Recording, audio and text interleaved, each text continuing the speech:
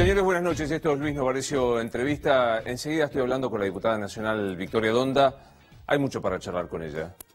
Hoy se difundieron, el propio presidente de la Nación difundió las nuevas cifras de la pobreza. Uno puede, y enseguida voy a charlar con Donda, respecto de cuánto de rigurosidad representa. ¿Qué significa ser pobre? O sea, ¿cuál es el nivel, el piso del que se inicia? Porque si por pobreza se entiende apenas alcanzar a lo más elemental, me parece que el 25% que se contó es bastante poco. En cualquier caso, si las cifras fueran esas y nos atuviésemos directamente a estas cifras, 1 de cada 4 argentinos es pobre. Un fracaso estrepitoso de las políticas de los últimos años. Yo no puedo dejar de vincularlo a esto con la escuela pública degradada deliberadamente que vimos en las pruebas a aprender, con la incapacidad de... En las pruebas a aprender de esta misma semana se explicó que se había mejorado algo en lengua porque los chicos entendían lo básico de un texto. Es un país particularmente injusto en el que han construido algunos y en el que estamos viviendo todos. 25% de pobreza, dificultad. 1 de cada 4 estudiantes no entiende lo que lee. Bueno, de estos temas vamos a hablar con Victoria Donda, a quien estoy recibiendo ya. Hola, Vicky. Hola. ¿Cómo estamos? ¿Bien? Bien. Por favor. ¿Qué hiciste con Trilce? Se la dejé al padre. Es un padre buen... Muy presente. Bien cuidador y todo eso, ¿no? Sí, yo soy mejor cuidadora. Obvio. Bueno, ¿arrancamos? Sí. ¿Hay 25% de pobres solamente en Argentina? Bueno, la verdad es que los índices serios plantean otra cosa, ¿no? La UCA, el índice de variación de precios, que no mide la pobreza, sino la variación de precios, pero a través de la variación de precios de los productos de la canasta básica puedes saber más o menos quién llega a cubrir esa canasta básica y quién no. Indican que es muy por encima, pero aún si fuera 25%, después de más de 2 años de gobierno, habría que plantearse un cambio de rumbo en la política, una política que, lejos de cambiar el rumbo, profundiza ese rumbo. Venimos del anuncio de un nuevo aumento de un 40% en las tarifas de gas, por ejemplo, que impacta directamente en esta pobreza, en el presupuesto de la gente que vive con lo que gana mes a mes. ¿Sabes qué me impacta? Digo que se toma como un índice de sensibilidad social que van a dejar pagar en cuotas. El gas, o sea, me parece como impactante que vos tengas que decir, bueno, pero lo van a poder pagar en cuotas al gas, ¿no? Sí, es terrible, la verdad es que es terrible y es terrible pensar que vos tengas que pagar en cuotas lo que consumís de gas. En tu casa, pensá aquel que tiene un pequeño negocio, pensá el que tiene, no sé, una pizzería de barrio. El otro día hablaba con pensá el que puso un bar en los últimos tiempos. Bueno, directamente impacta sobre el trabajo de todos. Esto es la inflación, hay una mayoría abrumadora que vive con no la sensación, sino con la realidad que la plata cada vez alcanza menos. La realidad es que la plata no alcanza. Ese es el país en el cual vivimos. Donde vos decías, 1 de cada 4 argentinos es pobre, hay que decir que 1 de cada 2 niños y niñas que nacen en este país que tienen menos de 14 años es pobre. 1 de cada 2. Es impactante. Creo que es la peor cifra. Y creo que si nos vamos al otro extremo respecto de los abuelos, el 70% está ganando 7.000 pesos. Después venimos con que tiene pensión y jubilación, ¿no? Definime a 2 años y un poco más, ¿qué es Mauricio Macri? Mauricio Macri es un presidente electo por la mayoría del pueblo argentino que representa los intereses de una abrumadora minoría. Definime esa minoría.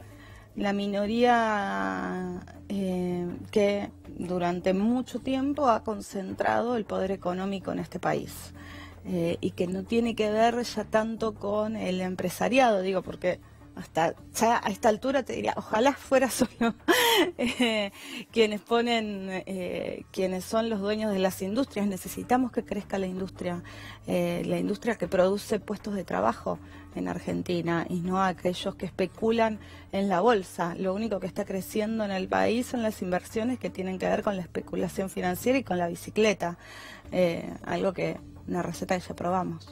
¿Es los 90? No es los 90 y eso es lo malo. Porque si bien los 90 fueron una demoledora, un demoledor modelo económico, creo que había un nivel de articulación de los sindicatos y de movimiento obrero todavía más articulado que el de hoy. No es los 90. Y no es los 90 porque además hoy contamos con todo un periodo perdido que fue la década anterior. ¿Cómo salís de, bueno, vos lo hacés, pero cómo salís de la trampa de, diciendo esto, no decir, no, sos funcional al kirchnerismo? Bueno, porque perdimos una oportunidad, eso también hay que decirlo. Nosotros tuvimos años de crecimiento a tasa china. Argentina tuvo una situación internacional inmejorable, condiciones como nunca antes había vivido, y sin embargo el núcleo duro de pobreza durante el kirchnerismo tampoco se tocó, lo que no quiere decir que no existió política social. Hubo política social, las jubilaciones, ahora son de 7.000 pesos, cierto, pero un porcentaje grande, por ejemplo, de las mujeres que no habían podido acceder a una jubilación a través de las moratorias y de esta política jubilatoria que impulsó el kirchnerismo, logró jubilarse. Eso hay que decirlo. El problema es que desde el 2006 la intervención del INDEC generó, por un lado, una política de ocultamiento de la inflación y por otro lado, más pobreza. Entonces, no hay que confundir las políticas de asistencia a la pobreza con políticas de modificación estructural del modelo político y económico. Eso no hubo en el kirchnerismo. El kirchnerismo fue asistencialismo. El kirchnerismo tuvo política de asistencia, que es necesaria, absolutamente necesaria. Ahora, nosotros tenemos que repensar el modelo productivo de Argentina. Si Argentina está concentrada y enfrascada en un tratado de libre comercio con la Unión Europea, donde vamos a seguir exportando porotos de soja para que nos vendan el aceite, y la verdad es que va a seguir siendo un problema, vamos a seguir siendo un país que exporta materia prima para comprar manufactura, y en ese intercambio salimos perdiendo, siempre salimos perdiendo. ¿Algo te entusiasmó, Macri, digo, porque era evitar que siguiera el kirchnerismo, porque tuviste en algún momento te entusiasmó algo en Mauricio Macri? No, lo que sí le reconozco a los funcionarios, algunos de los funcionarios del gobierno, es mejores modales. ¿El macrismo, kirchnerismo de buenos modales? Los buenos modales del macrismo son como los derechos humanos del kirchnerismo, te diría. Si querés rescatar algo del kirchnerismo, yo rescato, por supuesto, la política de derechos humanos vinculada, y haciendo un recorte, vinculada a aquellos derechos que se violaron en la última dictadura militar. Y del kirchnerismo y del macrismo, vos hoy llamás a funcionarios, a algunos, no a todos, reitero, y tal vez te atienden, a veces, otras veces no. Qué sé yo, por ejemplo, vengo de una reunión con 21 rectores de la ciudad de Buenos Aires que están preocupadísimos y muy asustados con la iniciativa que tiene la ministra de Educación de la ciudad de destruir el sistema de formación docente, ¿no? No se los escucha, nadie los escucha este es un problema porque el sistema educativo lo construimos entre todos, sobre todo quienes son las autoridades de los institutos de formación terciaria. Hablaste de los derechos humanos. ¿Qué es los derechos humanos como política para el macrismo? ¿Es una política de Estado? Todos los gobiernos tienen política de Estado con los derechos humanos, por supuesto, es un escenario de disputa. Los derechos humanos son un concepto de disputa. El macrismo disputa el concepto de derechos humanos también. Lo que pasa es que yo no estoy de acuerdo con lo que plantea una buena parte de este gobierno. Cuando escuchás, ahí sentado Felipe Piña dijo, no es casual que ahora discutamos prisiones domiciliarias para Astiz o demás. ¿Crees que es un tiempo, un signo de los tiempos lo que está pasando? Mira, durante el kirchnerismo hubo más de 400 prisiones domiciliarias. Esto también lo quiero decir, y no se discutía tanto. ¿Aún con represores? Sí. Yo creo que hoy se discute eso porque vos tenés funcionarios que las avalan, y antes no los tenías, esos funcionarios que las avalaban.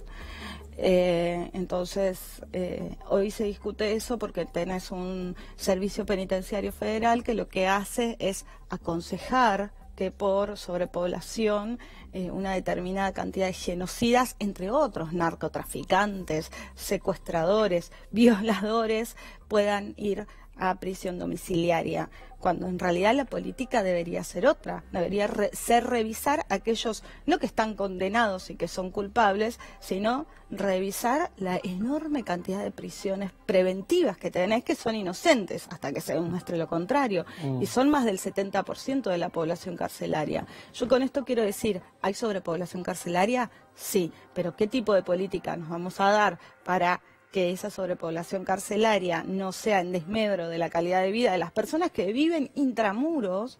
Porque vos a una persona que está detenida, si la mandás, aún siendo responsable de los peores delitos, si la mandás al infierno, no va a volver un ángel, va a volver a lo peor que lo que encerramos, seguramente. Perfeccionado. Entonces, ¿qué es Astiz compulsiva? Astiz como símbolo, ¿qué significa para vos, con tu historia personal, Astiz con una pulsera electrónica yéndose a su casa? Estamos hablando del Astiz que el día del juicio y que estaba siendo condenado fue con un libro que plantea impunidad, que reivindica el genocidio, y se lo mostró de forma soberbia y a los familiares de las víctimas del terrorismo. O sea, es un hombre que no se arrepintió de lo que hizo, de hecho lo reivindicó, y que fue muy amenazante en sus palabras. Entonces, como símbolo es impunidad. Pero yo insisto, las prisiones domiciliarias son beneficios carcelarios que tienen que ser evaluados en los casos particulares por los jueces que otorgan esas prisiones domiciliarias, y no aconsejado en forma masiva como política de beneficio, claro, del servicio penitenciario, porque además es muy difícil entender ahí o poder discernir si realmente hay una intención del servicio penitenciario de que no haya sobrepoblación carcelaria, o hay un pago de algún tipo de favor. Pero hay un nivel de connivencia muy importante. A riesgo de ser indiscreto, ¿cuánto pesa tu historia personal cuando hablas de esto? Mucho, pero trato de que prime los valores generales que tengo. Por eso planteo que los jueces tienen que evaluar en cada caso particular las prisiones domiciliarias. Y no hay que confundir la justicia con la venganza, ¿no? Entonces, en esto yo creo que hay que ser muy respetuoso de las garantías penales constitucionales que cada uno tiene. Una sociedad se va a evaluar si es buena o mala de acuerdo a cómo esa sociedad trate a lo peor de la sociedad. ¿Cómo haces para decir eso pensando en tu viejo y en tu vieja? Pensando que mi mamá y mi papá querían construir una sociedad mejor. Entonces yo creo que a todos hay que darle los mismos derechos y garantías. Tu vieja y tu viejo te enseñaron que en el Estado de Derecho las garantías son para todos. Con su sacrificio, sí. ¿Cómo se llama tu mamá? María Hilda, le decían Cori.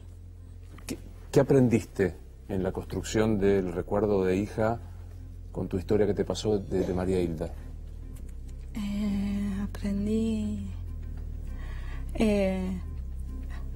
Aprendí a que a veces ser terca no es tan malo. La uso para justificarme todos mis defectos. Te voy a ayudar. Alguna vez me dijo Rafael Bielsa, pues yo decía, yo mucho talento no tengo, soy terco. Y me dijo, no digas más terco, porque terco es persistir en el error. Tenaz. Entonces te ayudo. Ahí está, dale, tenaz. De María Hilda, la tenacidad. Sí, tenaz. ¿Qué hacía María Hilda? Contame lo que supiste de su vida. Mi mamá estudiaba filosofía en la Facultad de Filosofía y Letras. Daba clases en la Villa Carlos Gardel de costura a las mujeres. Les enseñaba a coser. Le gustaba mucho coser a mi mamá, tejer, bordar y estudiar filosofía. Era muy alegre, así, todas la describen así como una campanita que siempre se estaba riendo y hacía chistes. Y estaba muy enamorada de mi papá y era muy celosa. ¿Y su viejo cómo se llamaba? Mi papá se llamaba José María. ¿Y qué hacía José María? José María había estudiado en el liceo naval en Río Santiago, y no le habían dado el título de Guardia Marina porque había habido una revuelta en el colegio y él había participado. Él militaba desde muy chico ya en ese liceo. Era de la FARC. Mi papá era más tímido que mi mamá, hablaba menos. Y tenía un carácter muy temerario, sí, aguerrido. Entre una tenaz y un temerario, ¿qué pretende de vos? ¿Cómo reconstruiste la historia de tus viejos? Hablando con amigos. En el caso de mi mamá pude conocer a mi abuela, entonces ella me contó muchas cosas de mi mamá y algunas de mi papá también. ¿Hay fotos? ¿Conservás fotos de ellos? De mi papá pocas. De mi papá tengo 2 fotos nada más. De mi mamá sí tengo más. ¿Solo 2? Sí. ¿Y de qué son? ¿En qué circunstancias son? Del casamiento y del liceo. ¿Y de mamá sí hay más? ¿De María Hilda hay más? Sí, de mi mamá hay más. Eran muy graciosos. Mi papá medía 1,98, 97 y mi mamá 1,50. Entonces la del casamiento es como que está media cortada porque no había ángulo de dónde claro. tomar. ¿Cuándo te enteraste de dónde naciste? Me enteré, lo confirmé el 8 de octubre del 2004. ¿Querés contarle a los que no saben dónde naciste? Nací en la Escuela de Mecánica de la Armada. En un lugar que los militares habían bautizado, le decían irónicamente la Sardá, que era una salita donde llevaban a las mujeres que estaban detenidas, desaparecidas, a parir. ¿Y hoy pasás por ahí, por Avenida Libertador, y qué pasa? Y se me cierra el estómago. No, es un lugar al que yo no puedo ir. Ni siquiera al museo, imagino que debe ser. No. ¿Nunca más entraste? Entré una sola vez. No, prefiero no pasar por ese lugar. Ayer estaba ahí sentado Ricardo Gil Lavedra, uno de los vocales del juicio de las juntas. Viste que es un atildado, que es un tipo educado, encantador. Y yo dije, ¿cómo hizo para no decirle hijos de puta? Me dice, ¿sabe qué? Cuando me iba a la sala de los jueces, decíamos con Arslanian, qué reverendos hijos de puta. ¿Te pasó de putearlos mucho? Sí, claro, sí. Sí, me pasó. Yo no soy tan tildada como Ricardo. Yo soy, aparte, en la política, Ricardo para mí es un gran amigo. Pero es muy atildado, sí. Viste que él habla. Sí, digo, ¿y cómo, digamos, nosotros podemos coincidir o no, la gente puede decir no, pero vos sos mejor persona, sos extraordinaria, sos mejor que todos nosotros por esto que te pasó. Digo, ¿cómo reconvertís esta cosa de que cualquiera reaccionaría visceralmente y vos podés decir a los represores incluso garantías del derecho penal?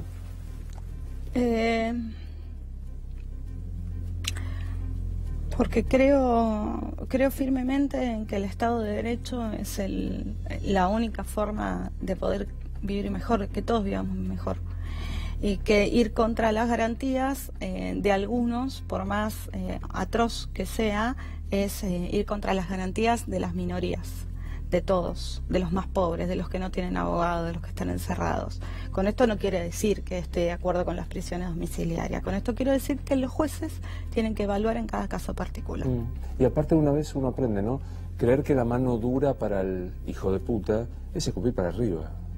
Sí, claro, siempre es escupir para arriba. Pensar que con el derecho penal vas a resolver las cosas siempre suele representar un problema. A veces no queda otra.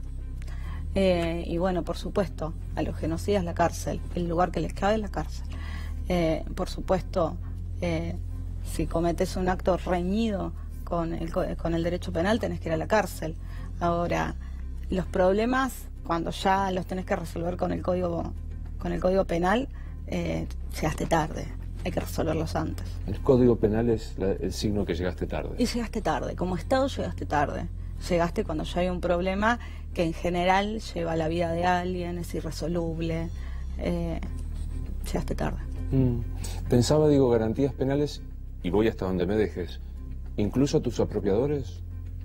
Sí, claro. Pero aparte, en esto está la contradicción que yo con mi apropiador tengo una muy buena relación, lo quiero mucho y pido garantías penales también para él, sí, claro. ¿Fue construir esa buena relación o fue consolidada a lo largo del tiempo?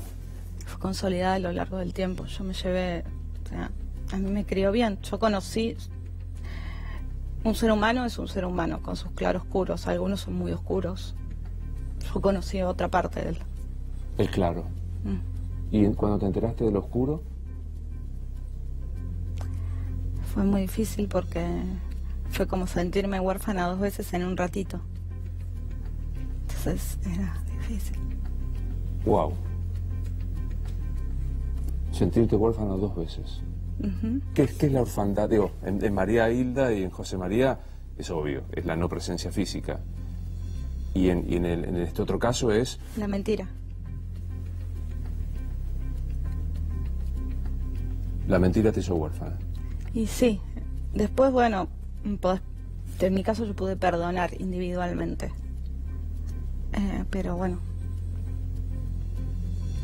a él le pude perdonar. Digamos. Pesó más las cosas buenas que hizo por mí. ¿Ves que hay una calidad, una madera humana más noble en Victoria que en el resto de los seres humanos? ¿Perdonaste? Ay, sí, ya lo perdoné. ¿Y cómo construiste ese perdón?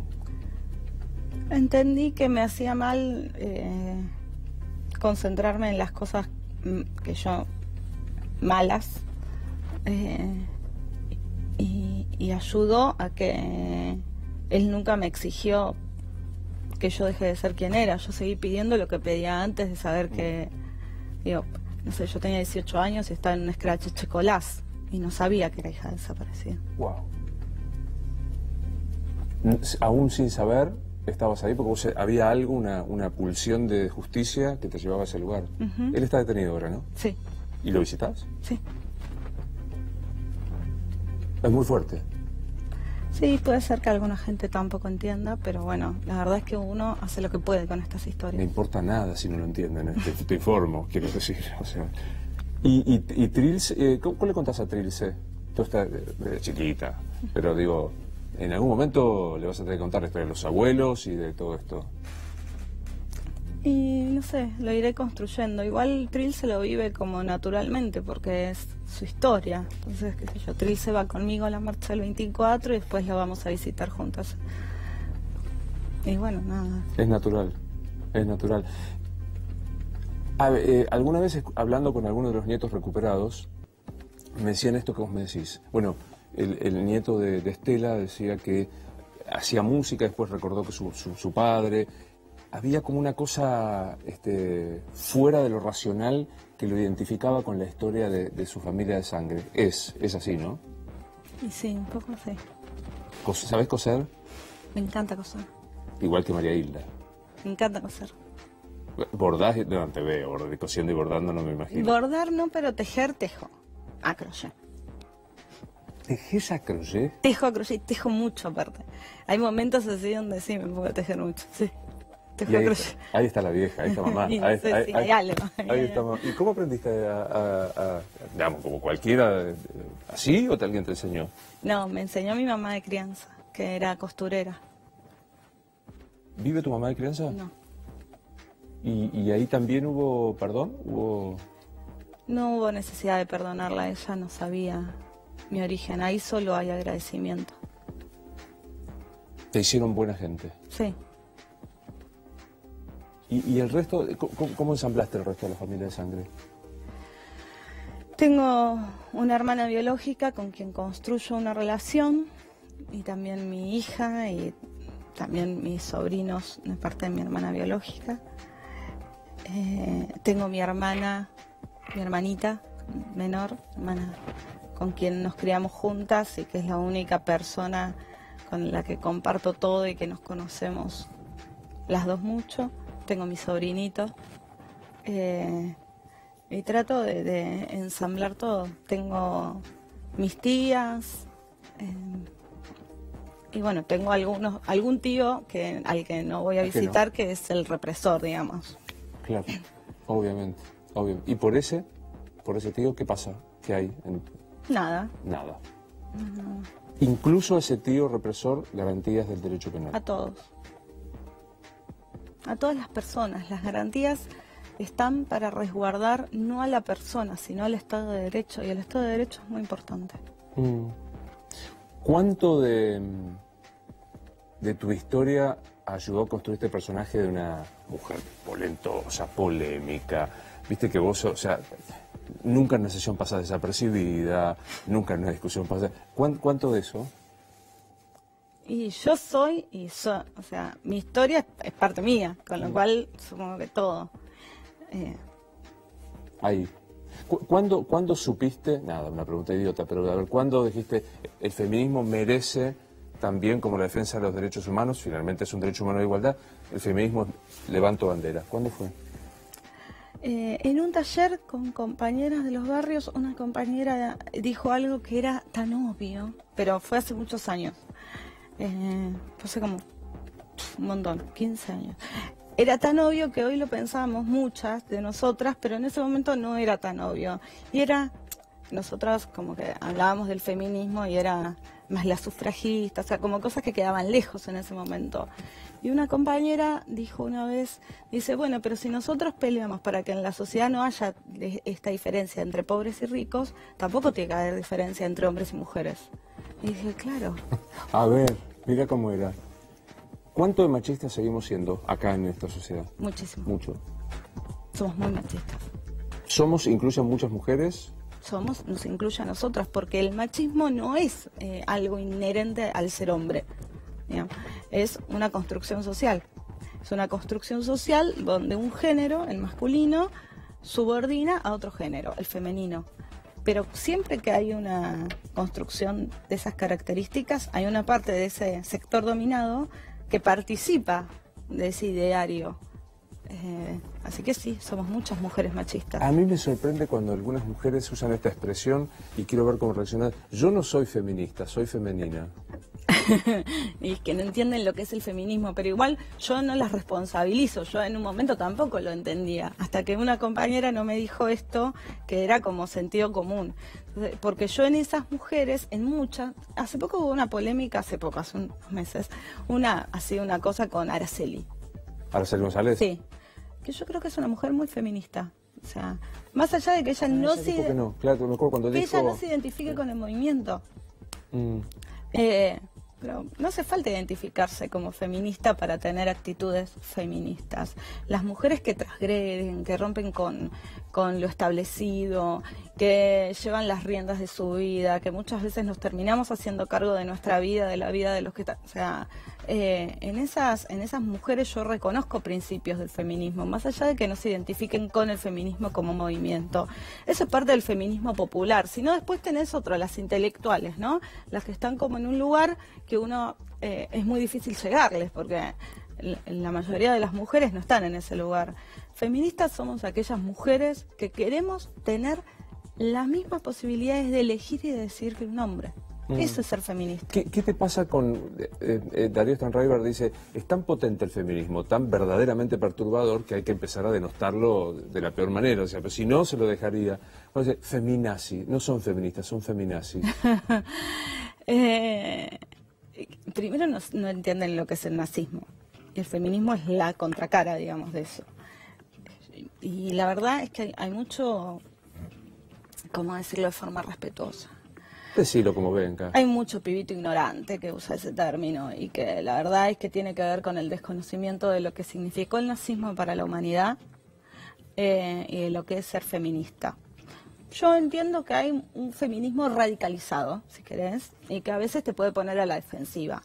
Pero bueno, entendé que te estás poniendo a la defensiva y que lo único que estás defendiendo son privilegios de un sector de la sociedad que es los hombres. Pero digo, en el gran colectivo de las mujeres, tomar una parte por el todo es una enormidad, ¿no? Es un error, aparte, es un error terrible, pero que además también son necesarias, porque el problema es que el machismo es tan grande que sin muchas de estas feministas radicalizadas, digamos, sin esa parte del feminismo que tal vez te pone más en evidencia, hay cosas que se pasan desapercibidas. Entonces está bueno a veces un baldazo de agua fría para despertar un poquito y mover estructuras. Hay que agradecerles muchas cosas. Sin mujeres radicalizadas, no sé si usaríamos minifalda y bikini en las playas, en la casa. O sea, en ese momento también eran disruptivas. Bueno, también dentro del feminismo hay un sector disruptivo.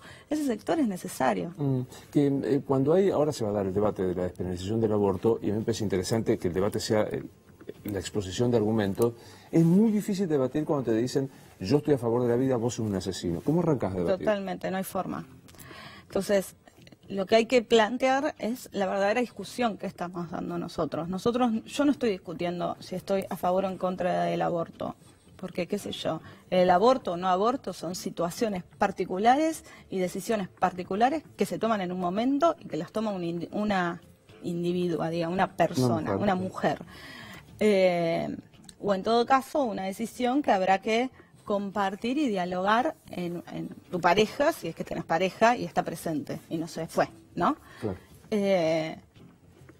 Ahora, lo que estamos discutiendo acá es si aborto clandestino o aborto legal, porque las mujeres que decida abortar lo va a hacer igual. Está demostrado, en la sociedad hay abortos todo el tiempo, entonces, después si quieren discutir otras cosas, discutimos otras cosas. Adopción de embriones, no sé, otras cosas, educación sexual, todo eso se puede discutir. Hoy estamos debatiendo si damos la posibilidad de que las mujeres estén todas en igualdad de condiciones para acceder a una práctica científica o no. Si la gestación fuera masculino... El aborto sería legal, obvio. Hace siglos, sin la menor duda. ¿Te sentís agredida cuando por algunos sectores conservadores que te dicen asesina? Digamos, hablale a esa gente. Lo que pasa es que los sectores tan que creen que yo soy una asesina, es muy difícil hablarles. Prefiero hablarles a los que están en duda, la verdad. Primero porque creo que son una inmensa minoría los que piensan que yo por defender la legalidad del aborto soy una asesina. Segundo, porque me parece que son profundamente autoritarios, y con quien es profundamente autoritario es muy difícil discutir. Y me parece que la energía hay que ponerla en esa parte de la sociedad que está en duda, o sea, que no sabe muy bien. Y decirles esto, o sea, más allá de la decisión que cada uno tome con su cuerpo, lo que no se puede negar es que hay mujeres que deciden abortar. Que esas mujeres lo hagan con la máxima seguridad posible es una responsabilidad del Estado. Claro. Otra responsabilidad del Estado es que no se llegue a esa situación. Por eso pedimos antes educación sexual, que se aplique la ley de educación sexual, que se aplique la ley de anticoncepción de emergencia. Anticoncepción de emergencia, o sea, que se den anticonceptivos. Yo escuché barbaridades en este tiempo, pero escuché cosas como, bueno, es una responsabilidad de las mujeres el cuidarse o no cuidarse. Es una responsabilidad de las mujeres y de los hombres que participan de esa relación sexual necesaria para concebir, en todo caso. Y siempre la responsabilidad se termina poniendo en la mujer. Vos fíjate, nosotras somos fértiles 3 días al mes, 4. Ustedes 365 días al año.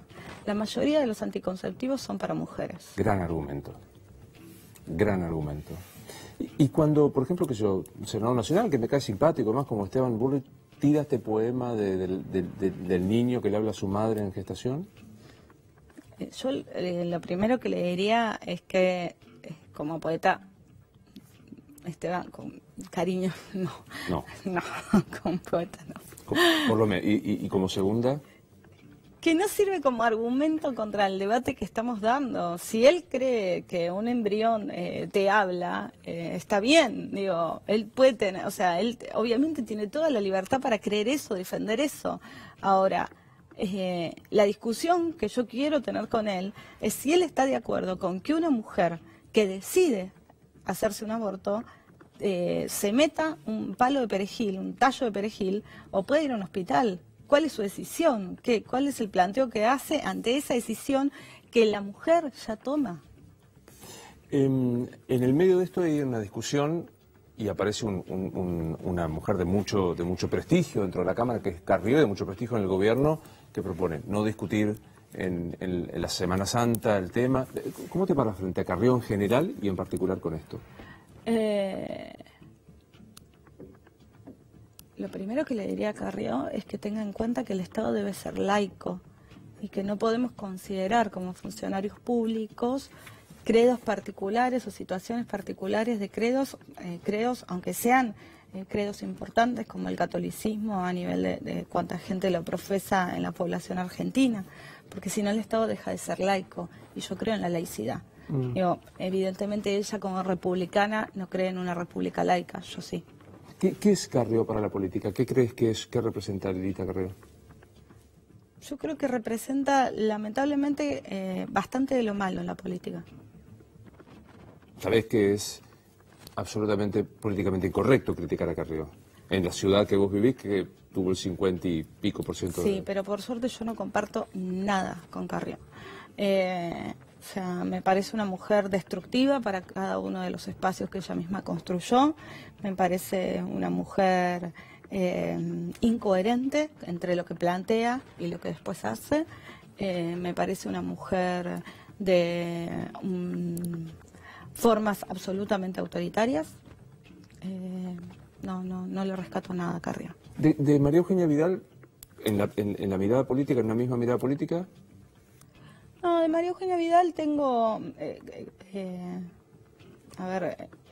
primero el ser gobernadora y el lograr ser gobernadora de la provincia de Buenos Aires, sin lugar a dudas, es un desafío que a cualquier mujer le hubiese costado asumir y que ella lo hizo, ¿no?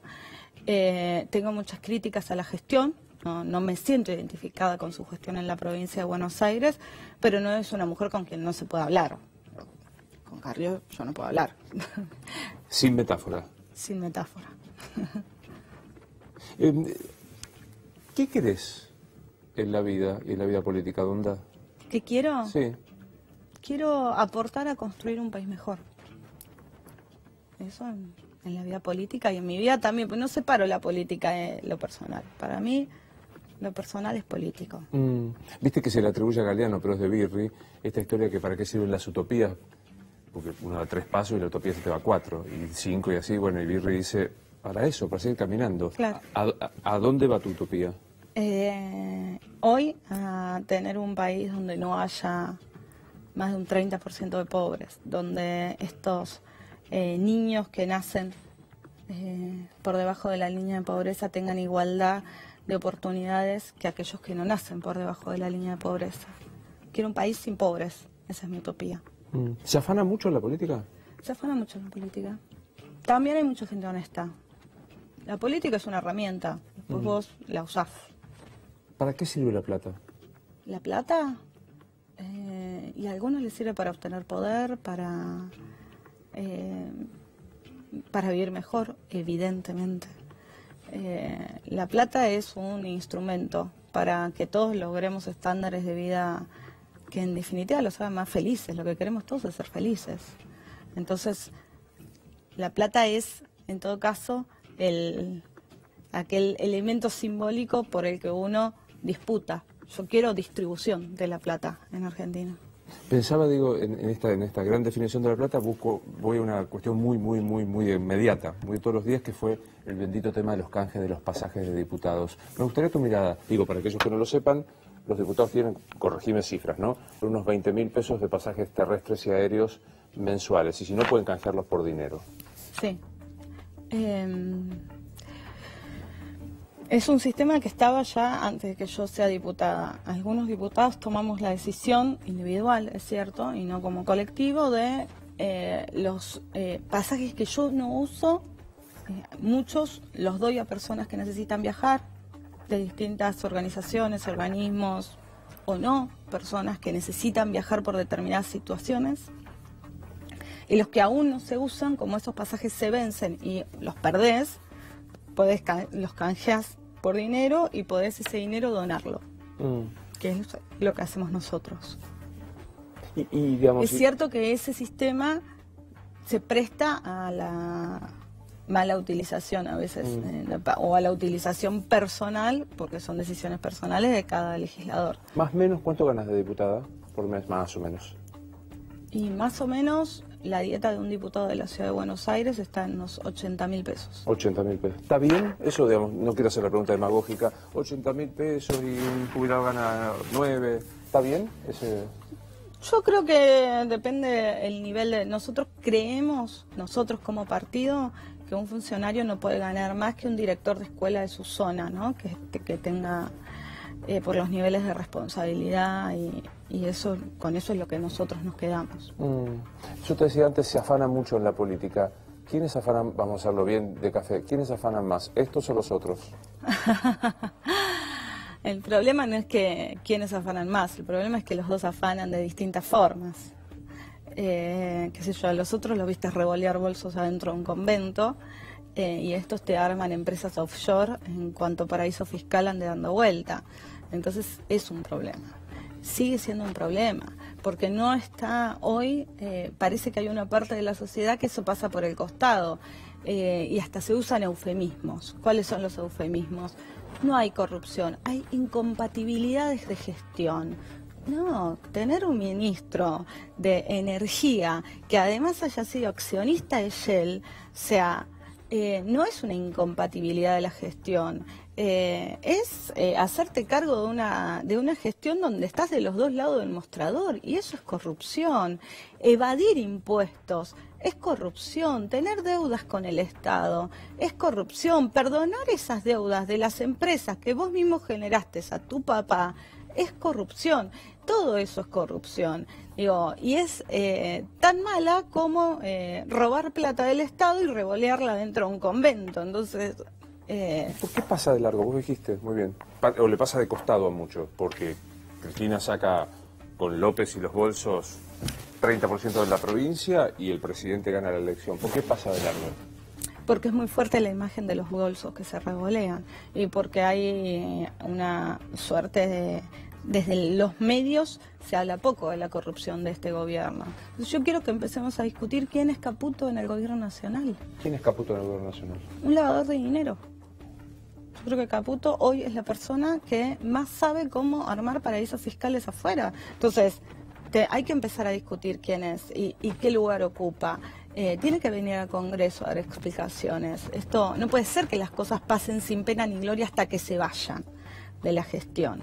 Quiero saber qué pasa con la causa que se inició por haber decretado que los familiares podían blanquear sus capitales, aun cuando la ley decía claramente que no. Digo, cuando el espíritu de la ley decía claramente que eso no se podía hacer. Un decreto que lo amplió, efectivamente. Entonces, bueno, esas cosas están mal con este gobierno, con el anterior gobierno, con cualquier gobierno. Está mal. Digo, porque es quitarle, si no estamos como midiendo con doble vara las cosas, y yo estoy en contra de eso. Y además es perder de vista un problema que la gente tiene habitualmente, y que es la inseguridad.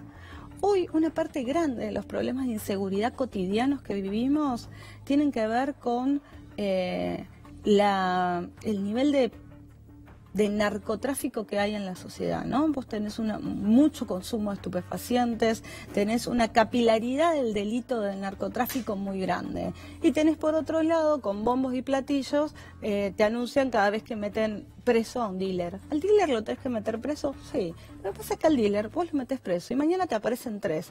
Porque vos mientras tengas a los que ganan plata, ganando plata, vas a seguir teniendo dealers en la calle. Encontrar al dealer. O sea, entonces, el problema acá es que hay que empezar a seguir la ruta del dinero. Y la ruta del dinero termina en los paraísos fiscales, donde muchos funcionarios de este gobierno abren empresas offshore. Entonces yo quiero discutir los bolsos de López, las cuentas de Florencia, no sé, quiero discutir todo, pero también quiero discutir a los que abrieron empresas offshore con plata del Estado argentino o plata evadida al Estado.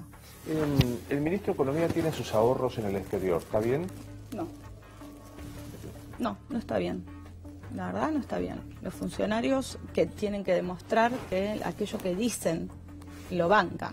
No está bien. Eso es ser incoherente. Sos ministro de Economía, vas a pedir que vengan las inversiones de afuera porque están todos concentrados en que vengan inversiones. ¿Por qué no traes su plata e invierte? Cristóbal preso, Zanini preso, Vudú preso, Lázaro preso y de golpe la fiebre de la excarcelación. ¿Eso es? Eso es que hay que cumplir con los pasos procesales ajustados al debido proceso. No es muy difícil. No es tan difícil, porque si no tenés idas y vueltas como estas en la justicia, una justicia que de por sí tiene ya sus vericuetos, ¿no? Digo, Comodoro Pi es una cosa, una zona en la cual la política en algún momento también se va a tener que meter para terminar con esa opacidad en la administración de justicia. Ahora, el debido proceso se le tiene que cumplir a todos, aún aquellos que yo creo tienen que estar presos, y que no estoy de acuerdo con algunos sectores que dicen que Vudú es un preso político. Yo no estoy de acuerdo con que es un preso político, no es cierto. Ahora, sí es cierto que también él hay que cumplirle con su debido proceso. Lo veía Delía los otros días cuando salía, nada menos que el 24 de marzo, y iba a la plaza y decía, hay muchos más presos políticos, y estamos hablando de Delía que atropelló al Estado de Derecho. Digo, ¿Delía es un preso político? ¿O fue un preso político? Yo no conozco la causa en profundidad de Delía. La verdad es que de las causas me parece que es en todo caso muy simbólico el tenerlo a Delía preso. Tampoco, digamos, tampoco voy a defenderlo porque realmente no conozco la causa. Ahora, sí es tiene un simbolismo particular, no es lo mismo que Vudú. Está claro. Parece que total. Vicky, ¿nos morimos y qué pasa? Para lo que creo yo, nos morimos y nuestra energía queda con la gente que queremos. Queda con Trilce, queda con todo esto. No hay paraíso, purgatorio e infierno. No sé si creo en el concepto de paraíso. Sí creo que en algún momento te reencontrás con la gente que querés. Yo creo que la energía a algún lado va. Somos un montón de energía junta en átomos, materializados de alguna forma, y cuando nos morimos esa energía queda en algún lugar. Sí, creo en la energía. ¿Querés o crees? ¿O deseas? No, creo. Es casi obvio. Te escuchaba decir, esa energía nos reencontramos con los que queremos, y pensé en María Hilda y José María. Y sí, me gustaría conocerlos en algún momento. Y volver a ser la nena, o sea, que nunca pude ser. Porque cuando yo conocí a María Hilda y a José, ellos eran más chicos que lo que yo era. Claro, vos te enteraste de ellos a tus 24. Y ellos fueron desaparecidos a los 10, sí. Y mi papá 21, mi mamá 23. Muy jóvenes. ¿Fantasías con ese encuentro energético que me pareció linda? Yo porque no creo nada, creo que se termina y se termina, pero digo... Igual que Pablo, sí, totalmente. Convénzanme, díganme que... ¿Fantasías con ese encuentro?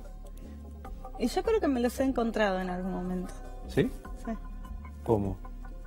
Y mi papá, a veces cuando voy a Diamante con mis tías, es el lugar donde él nació y su pueblo, en Entre Ríos, y con mi mamá muchas veces, no sé, cuando estoy con Trilce, el día que Trilce nació. ¿Y hablaste? ¿O la pensaste verbalmente? Sí. ¿Diciéndole? Qué sé yo, siempre les pido cosas, porque bueno, encima se fueron, así que... Por lo menos, dame una mano. Siempre, sí. Claro, loco, ayúdame. O sea, claro, totalmente. Sí, siempre les pido algo. ¿Y responden? Sí. Sí, responden. Sí, responden. ¿Tenés ganas de pedirle algo ahora a ellos? No, en este momento no se me ocurre, pero... me voy a dormir y le digo a mi mamá, vos cuidame la nena. Como corresponde. Obvio. ¿Hay algo que no te pregunté que te hubiera gustado que te preguntara? No, creo que me preguntaste de todo. ¿No me vas a hacer reclamo? Raro que no me hagas un reclamo final. Dale 30 segundos y me reclamas algo. No me dejes pensar. Me gustó verte. Gracias, a mí también.